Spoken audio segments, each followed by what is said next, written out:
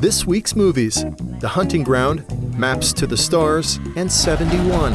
This is the front line, boys. Catholics and Protestants living side by side at each other's throats. Divided by the Divis flats. But do not enter the flats.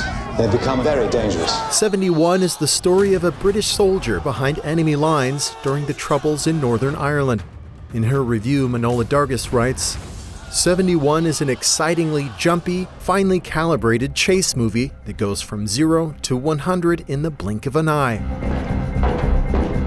Jack O'Connell runs away with a film in which his character's every emotional, psychological, and physical hurdle makes for kinetic cinema. The film is Yann Dimanche's directing debut, but he already knows how to move bodies through space, and the complex choreography that he's worked out in this movie is a thing of joy. The first few weeks, I made some of my best friends, but 2 of us were sexually assaulted before classes had even started.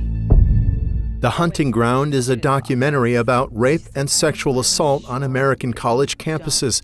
In her review, Manohla Dargis writes, The Hunting Ground crams a crowd of faces and one seemingly unwieldy subject into a painful, absorbing, if periodically cluttered documentary. Just sit down with the students and ask them, where are the hot spots? SAE, sexual assault expected. Its power largely derives from the young women and men recounting on camera how they were raped at their schools and then subsequently denied justice by those same institutions. They told me, despite the fact that I had a written admission of guilt, that what I presented to them could only prove that he loved me.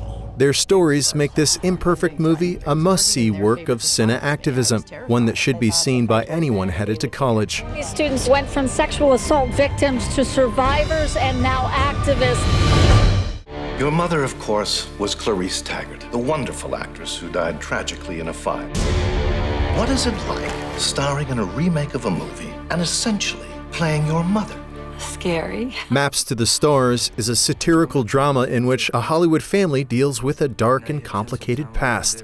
In his review, A.O. Scott writes, If the Oscars have left you with a residual hatred of Hollywood or a renewed appreciation of Julianne Moore, Maps to the Stars may be just what you need. I can't believe I just spent $18,000. Suavely directed by David Cronenberg from an elegantly poisonous script, it belongs to the venerable tradition of movie-land self-loathing. Please, no film noir questions.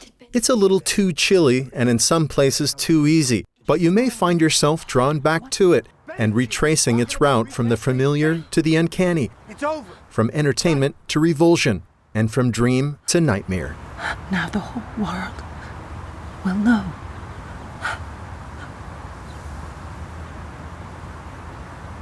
The world will know we have